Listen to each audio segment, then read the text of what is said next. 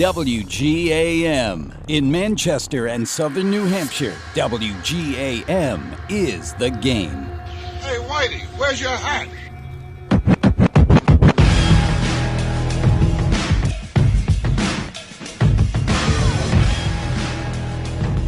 Welcome back to the New England Golf Radio Show. I am JJ Truman. We've got Chris Arkan behind the board. He's orchestrating masterful things back there today. He's got some Jay-Z on right now. Zero technical difficulties. It's a beautiful day outside. A lot of good things to talk about. We got Ed Deshaies, the head golf pro at Beaver Meadow Golf Club in Concord, New Hampshire, going to be the host of the LPGA Futures Tour event on July 22nd, 23rd, and 24th. It's the 8th Annual International is the name of the tournament. And as I said, going to be a phenomenal event, a place where you can get out and get a chance to watch professional golfers hit professional golf shots. And trust me, it's well worth the price of admission to get in there and watch that. Ed, how are you this morning? Hey, I'm doing fine, JJ. Thanks for having me on. Absolutely. It's our pleasure to have you. Now, Beaver Meadow, I mean, you guys are getting phone calls like crazy. There's a lot of buzz within the golf community about what's going to be going on later next month. Tell me a little bit about what's going on up there right now. What are you guys doing in preparation for this tournament? Well, I mean, there's the usual preparation as far as the golf course, and then for the tournament perspective, there's just all the behind the scenes, getting all the volunteers in order, the volunteer shirts, and the detail, the tents, and getting ready for 6 days of fun. It's an exciting time for us here at Beaver Meadow. Yeah, certainly a lot of preparation, a lot of planning, and like I said, I've been talking to a lot of people that in the golf community. They're getting excited about the event. A lot of people ready to come out and watch these professional players hit some shots. So you talked a little bit about getting the course set up. Tell me about how you're going to set the course up. Is it going to be anything different from the normal Beaver Meadow setup? Are you guys doing anything to the greens? Any extra length on the rough? Are the tee boxes going to be pushed way, way back? Tell me a little bit about that setup. Well, the course maintenance is pretty much standard. They do the best job they can out there, and it's usually, especially for a municipal golf course, most people are usually quite surprised at its condition. So the maintenance crew is going to be, work as usual with a big push right towards the end. They try to, make things as best possible. As far as the course set up during play, once the tour officials get in here, they have their own rules officials, tournament officials. They determine the course setup. But after having watched that happen for the last 7 years here, they play the championship tees, the blue tees, whatever you want to call them. The different colors are different places, but the back tees, and it's usually about 10 paces from the very back of every tee is where they put them, and then each day they maybe move up one pace just so that they've got fresh conditions to play from. Mm-hmm. With the exception of we have one stretch, 14, 15, 16, we call it the String of Pearls. It just for a lot of amateurs that play here all the time,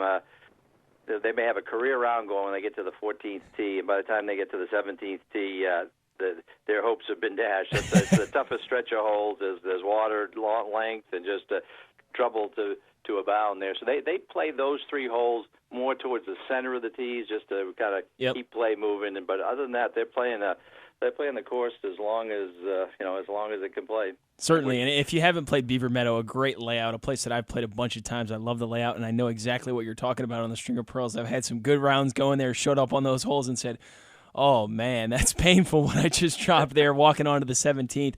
But certainly a great layout, and it is pretty long, relatively long, and to see these professionals play at that length will certainly be something that's interesting. One of the things that is great to watch professionals do is putt. So watching them on the greens over the past couple of years, will the greens be any faster? Do the tour officials get them rolling any faster? Do they keep them about the same speed that all the amateurs out there are playing on?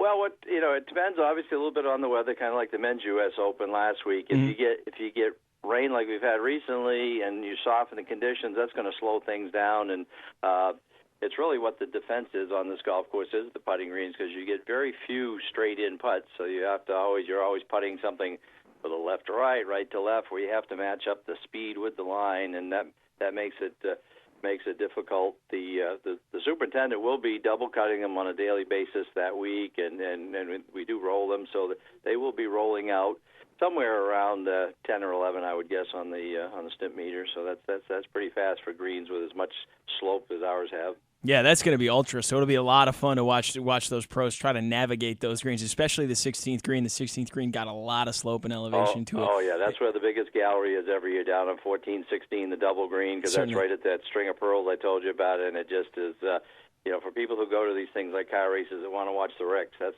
the place to hang out. Yeah, there's no question you'll see some 3-putts there throughout the week. I'm sure there's some locations that you can put the pin on that green that will cause anybody headaches, professional or non-professional. There is no question about that, especially if you talk about getting them rolling 10, 11 on the stimp meter.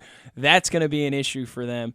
Tell me a little bit more about the event. Now, we know that you're going to have great golf there for sure. You got a professionals on site. You got a Pro-Am going on earlier in the week. Tell me a little bit more about what else is going on at Beaver during the event. Well, I mean, basically it's Tuesday through Sunday. Tuesday, the players, some of them arrive on Monday. It's usually a travel day. A few of them will make them out, play 9 holes or hit a few balls. Some of that basically getting settled in. A lot of them stay with families, so they're basically meeting their hosts. And there are some that it's not the kind of tour you want to spend, a whole lot of years on, but there's some who've been back for a few years now, so they've made some good relationships. So that day is just kind of getting settled in. On Tuesday, we have it's an all-day player practice round, so they'll be here from first thing in the morning until dark. At 2 in the afternoon, from 2 to 4, we have a junior golf clinic that the girls, the ladies of the LPGA Futures Tour put on for. We have the Boys and Girls Club that are going to be bringing 60 kids up here, so it's a participatory clinic for those kids. Anybody can come and watch. And that night from 5 to 7 at O's Restaurant, there's a pairings party where all the pros that are playing in the Rotary Pro-Am, which is on Wednesday, and the Corporate Pro-Am, which is on Thursday, all those pros will be at O's Restaurant in downtown Concord, and then all the participant amateurs that are playing in the event will be there for cocktail and hors d'oeuvres. And then it's right next to the Red River Theater, which is going to be showing for any of them to see. They're going to be showing Caddyshack and Tin Cup. So It's going to be kind of a fun night on Tuesday with the pairings party. It's exciting to meet some of the pros, and then, like I said, on Wednesday we've got Pro-Am in the morning for the Rotary, 8:30 shotgun, and then in the afternoon we have a shotgun for the players who go out and play a practice rounds. And repeat that on Thursday, just it's the Corporate Pro-Am for corporate sponsors. Again, 8:30 shotgun start. When that's done at 1:30, all the pros there's only 30 pros playing the Pro-Am each day, and there are 150 participants, so the rest of them are eager, especially ones that haven't seen the course. They want to get out and play a practice round, so we do an afternoon shotgun for them on Thursday as well for them to get a practice round in, and then Friday morning, 8 o'clock, first tee, 10th tee, balls in the air, and competition begins. There you go. Friday morning, they're going to fire it up. Now, you mentioned the Pro-Am, Noah, of an event that a lot of people in the state look forward to, especially the people playing it. Is the Pro-Am filled up? I mean, how do me and Chris get a spot in the Pro-Am? Are you guys all set? Are you looking buy a ticket? Are you looking for any alternates or anything like that? Because, I mean, I'm ready to go. I've been working on my game. I'm sure I won't embarrass myself too bad in front of these professionals. So are you filled up? What's the story? Well, the Concord Rotary Pro-Am, which is the first time we've done that, incorporated that in there. They're the beneficiaries of the event, and it looks like they're going to, make somewhere in the vicinity of $40,000 in this event. So it's been very successful for them. They are completely sold out with a waiting list. The Corporate Pro-Am, we just picked up a couple of big sponsors just this past week. So we've been saving a few spots. We had 7 spots. Now we're down to there's 4 possible spots left.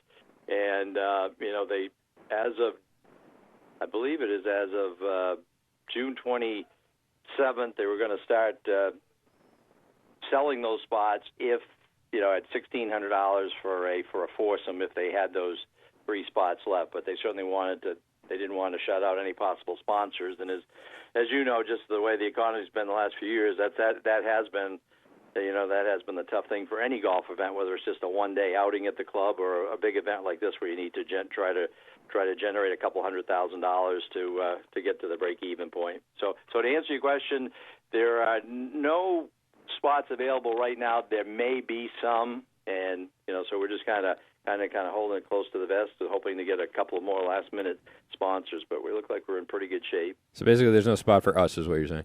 There's not one that I can give you. Let's put it that way. But, Ed, are you suggesting that Chris can't come up with $1,600 by Monday, tomorrow? Is that what you're saying? Well, if you do that, we'll hold you a spot. So, yeah, I mean, there are essentially some opportunities out there. So if you're a corporate sponsor or you're somebody that wants to get involved in the event, call Ed back on Monday, or who do they need to call on Monday where they can try to get involved? Call me right here at Beaver Meadow at 228-8954. Give him a ring, and to play in a pro-am with a professional, that's a good number. Give him a ring. Certainly get involved. I know there's people out there that would love to do that. You get to talk with them. You get to hang out with them. You get to watch them hit shots. Ed, thanks for coming on today. Certainly, everybody out there, get out to the International Beaver Meadow Golf Course July 22nd, 23rd, 24th. If you're a corporate person, you want to get a sponsorship involved, give Ed a call at Beaver Meadow Country Club. Ed, thanks for coming on. We'll certainly have you back on, maybe do a few interviews leading up to the tournament. Thanks again for coming on. Hey, you're quite welcome. Thanks for having me. We'll talk to you again, JJ. All right, Ed, have a good one. That was Ed Deshaies, the head golf pro at Beaver Meadow Country Club, talking about the 8th Annual International LPGA Futures Tour event that's going on there July 22nd, 23rd, 24th. As I said, if you're interested in a corporate sponsorship, you and your buddies want to get a foursome and play some Futures Tour players, give Ed a ring at the Beaver Meadow Pro Shop up there. He'll hook that up for you. I'm not sure we'll be there, though. I don't know. Me and Chris are going to think about some ideas about how we might be able to race. We're going to need a montage. Yeah, we're gonna need a montage, and maybe we're going to have to do something where we could make 1,600 by tomorrow. I don't know. We're going to have to think about that, brainstorm. Right. Thanks to everybody for listening this week. It's been a great show. We look forward to hearing from you next week. Next week, 10 a.m., we'll be breaking down Tigers tournament, the AT&T National, right outside of Philadelphia. Certainly going to be a lot of issues coming up with Tiger hosting a tournament but not playing, accessible to the media. Going to be some interesting questions. Next Sunday, right here, 10 a.m., WGAM. Thanks for listening, everybody. We'll see you then. Gunga, galunga. Gunga, gunga, la gunga.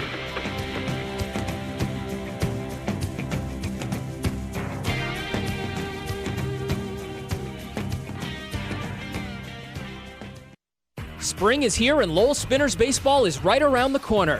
The Class A affiliate of the Boston Red Sox provide the best affordable family entertainment in New England, with something for everyone in the family. Every night is a party and you're invited. More than just baseball, you'll never know what you'll see at LeLacheur Park. From frisbee dogs, sumo wrestling, Mr. Belding, and this summer the first ever human home run. You'll be entertained for 9 innings and then some. Tickets starting at just $6 are on sale now at LowellSpinners.com. That's LowellSpinners.com. I'm Jim Cook, brewer and founder of Sam